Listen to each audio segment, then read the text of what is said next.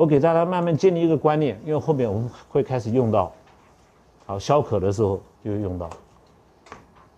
中医里面呢，血呢也分阴阳，任何东西都有阴阳。光是一个血，它里面有分阴阳。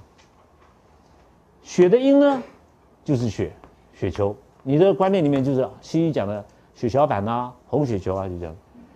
阳是什么东西？阳就是水。所以血管里面一定会有水，一定需要水。哦，如果你开麻黄，一下去把水发散掉了，麻黄并不是会去伤血，而是它把血管里面的水排掉了，所以它伤血。这样子了解意思好，所以麻黄用的时候，用旱季的时候要小心的使用好。那常常我跟诸位讲了，我们为什么麻黄跟杏仁在一起并用？因为杏仁是入肺，它可以把这个血里面的水补足啊，好补足起来。好，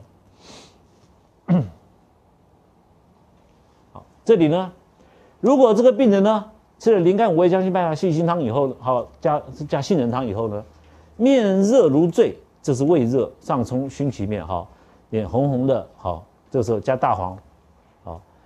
需要加大黄的时候，大家记得大黄只是去湿，好去湿，好就变成这样子，就是这个就是，这个处方的加减而已，好没什么。